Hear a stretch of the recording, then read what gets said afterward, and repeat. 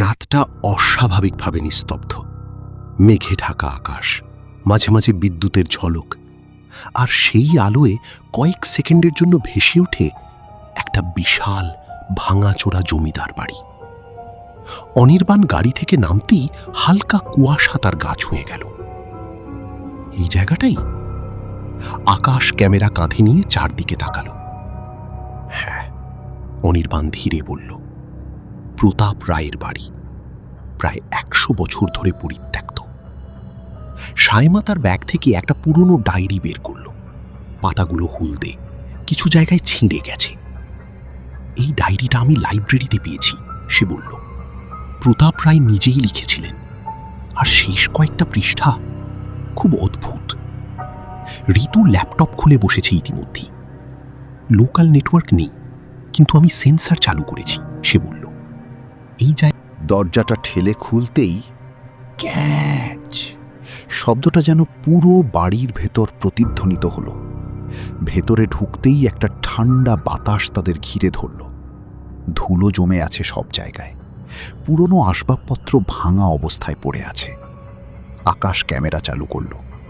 এই ফুটেজটা ভাইরাল হবে, সে হালকা হেসে বলল, কিন্তু তার গলায় অস্বস্তি স্পষ্ট। হঠাৎ টপ টপ টপ, উপর থেকে জল পড়ার শব্দ। সায়মা ফিস ফিস করে বলল, ডায়েরিতে লেখা ছিল এই বাড়ির ভিতরে কেউ হাঁটে, কিন্তু দেখা যায় না। ঋতু হঠাৎ থেমে গেল। Guys, 1 minute. তার স্ক্রিনে রিডিং হঠাৎ বেড়ে গেছে। এখানে কিছু আছে। মানে? অনির্বাণ তাকালো। আমি নিশ্চিত না, কিন্তু কিন্তু একটা ঠান্ডা অনুভূতি বুকের ভেতর জমে গেল। সাইমা দ্রুত ডায়েরির শেষ পাতাগুলো খুলল। তার কণ্ঠ কাঁপছে। এখানে লেখা, যে সুড়ঙ্গ আমি খুলেছি তা বন্ধ করা সম্ভব না। ওরা জেগে উঠেছে, ওরা ছায়ার মধ্যে থাকে। হঠাৎ উপরে কোথাও ভারী কিছু পড়ে যাওয়ার শব্দ। ধড়াম। তারপর নিস্তব্ধতা। ঋতু ধীরে বলল, সিগন্যালটা নিচ থেকে আসছে। অনির্বাণ তাকালো। নিচে? ঋতু মাথা নাড়ল। হ্যাঁ, এই বাড়ির নিচে কিছু আছে। একটা ঠান্ডা বাতাস আবার বয়ে গেল, আর সেই বাতাসের সাথে ভেসে এলো একটা ফিস ফিস শব্দ। এসো। সবাই জমে গেল। অনির্বাণ ধীরে বলল, তারপর অনির্বাণ চারদিকে তাকিয়ে একটা ভাঙা লোহার রড তুলে নিল। সবাই একটু পিছাও। সে রডটা ফ্লোরের ফাঁকে ঢুকিয়ে জোরে চাপ দিল। ক্র্যাক! কাঠটা ভেঙে গেল, আর তার নিচে একটা কালো অন্ধকার গর্ত। ঠান্ডা বাতাস ধাক্কা মেরে বেরিয়ে এলো। সেই বাতাসের সাথে একটা অদ্ভুত গন্ধ, পুরনো, পচা, আর যেন কিসের উপস্থিতি। গর্তের ভিতরে একটা সরু সিঁড়ি দেখা যাচ্ছে, নিচের দিকে নেমে গেছে, পুরোটাই অন্ধকারে ঢাকা। ঋতু ফিস ফিস করে বলল, এই জায়গাটা কোনো ম্যাপে নেই।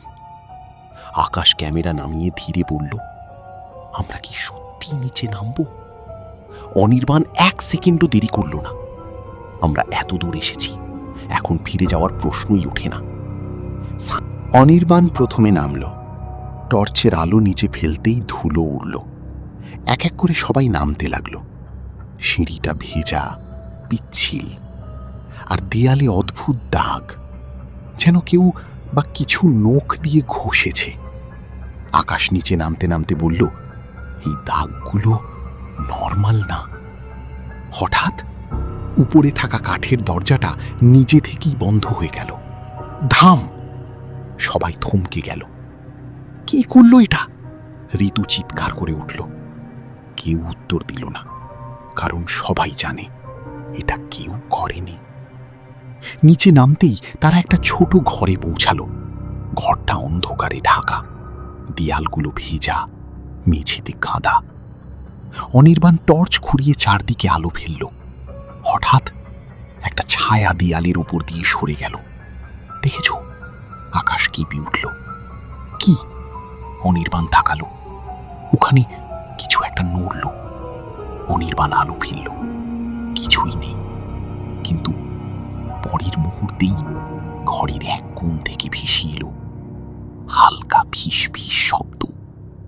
এসো। সাইমা দ্রুত ডায়েরি খুলল। তার হাত কাঁপছে।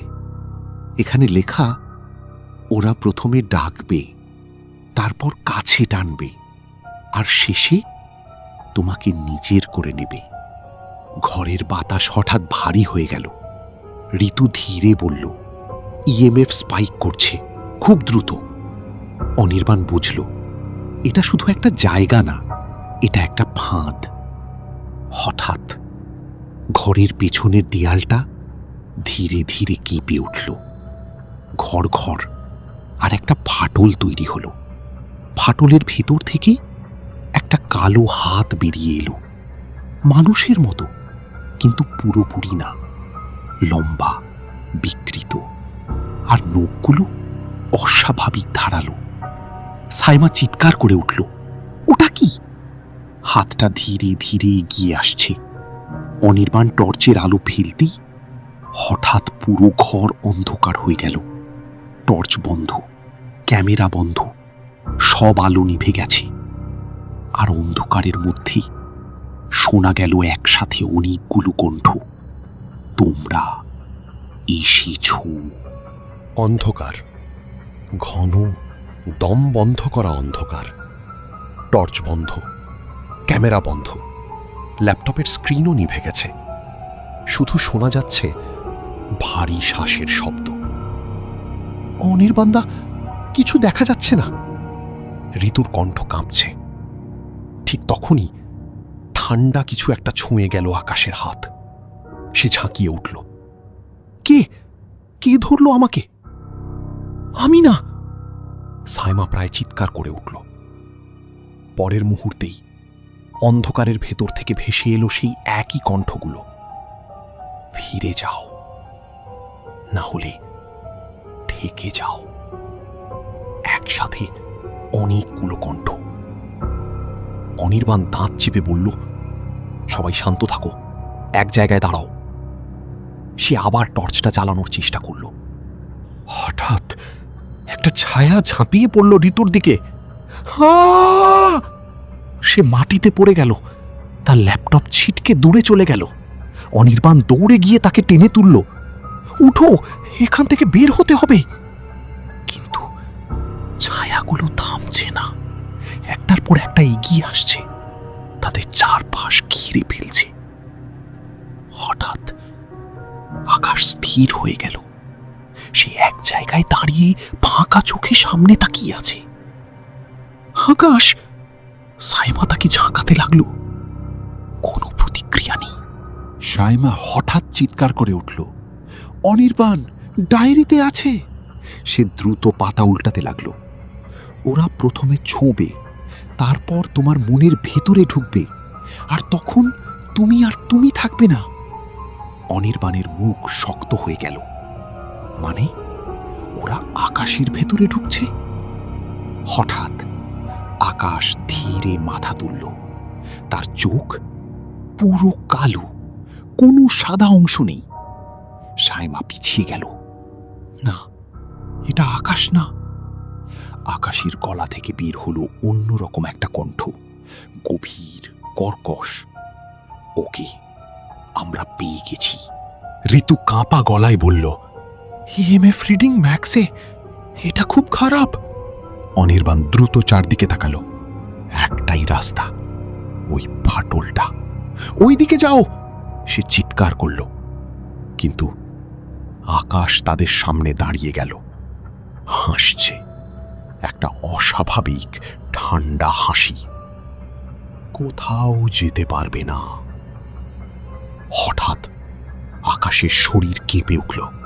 তার পিঠ বাঁকা হয়ে গেল, যেন ভেতর থেকে কিছু বের হতে চাইছে। তারপর তার মুখটা অস্বাভাবিকভাবে খুলে গেল, আর ভেতর থেকে একটা কালো ছায়া ধীরে ধীরে বের হতে লাগলো। সাইমা চিৎকার করে উঠল, ওটা ওটা আকাশের ভেতরে ছিল।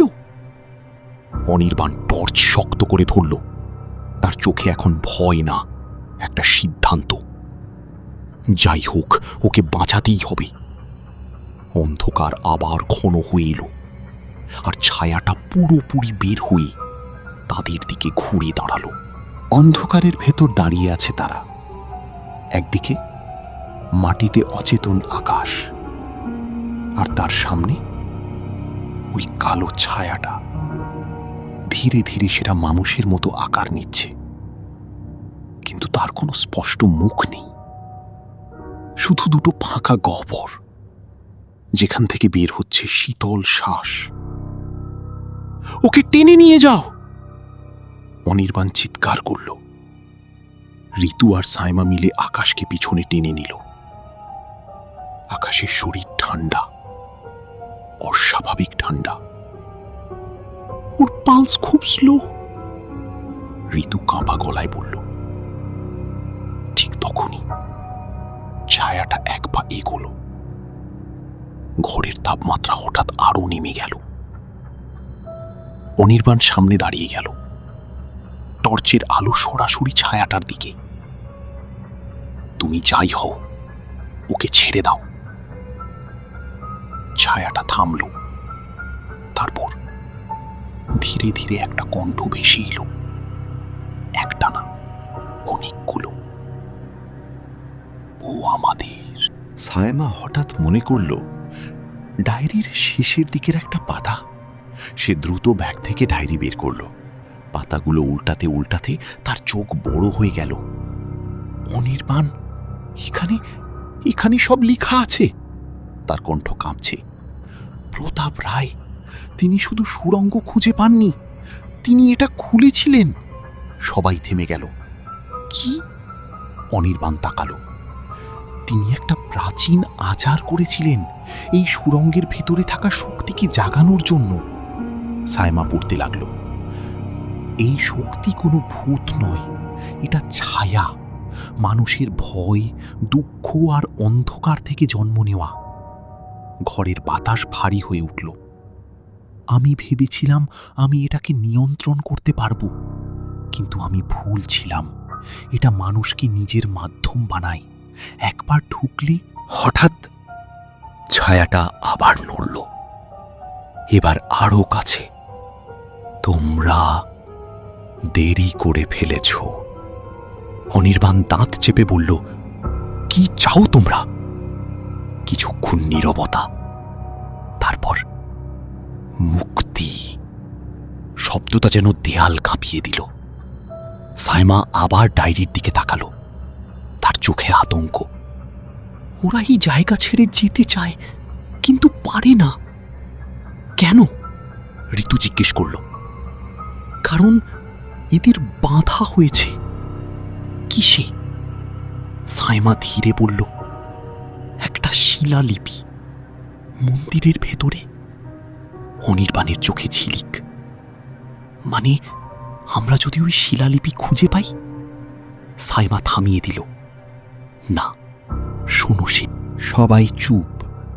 ঋতু ধীরে বলল, মানে যদি আমরা ওদের মুক্ত করি, তাহলে ওরা আমাদের মধ্যে ঢুকবে? সাইমা মাথা নাড়ল। হ্যাঁ। ঠিক তখন মাটিতে পড়ে থাকা আকাশ নড়ল। সে ধীরে উঠে বসল। তার চোখ এবার স্বাভাবিক, কিন্তু কিছু একটা আলাদা। সে ফাঁকা দৃষ্টিতে তাকিয়ে বলল, ওরা এখনো এখানে আছে। অনির্বাণ সাবধানে বলল, আকাশ, তুমি ঠিক আছো? আকাশ ধীরে হাসল। আমি ঠিক আছি, কিন্তু আমি একা না। হঠাৎ ঘরের পিছনের দেয়ালটা পুরোপুরি ভেঙে পড়ল, ধড়াম। আর তার ওপাশে দেখা গেল একটা সরু অন্ধকার সুড়ঙ্গ, যা আরো গভীরে চলে গেছে। সেই অন্ধকার থেকে ভেসে এলো অনেকগুলো কণ্ঠ একসাথে। এসো। অনির্বাণ ধীরে বলল, ওটাই পথ। সাইমা কাঁপা গলায় বলল, আর ওটার শেষে মন্দির। আকাশ তাদের পাশেই দাঁড়িয়ে হাসছে, একটা অদ্ভুত অচেনা হাসি।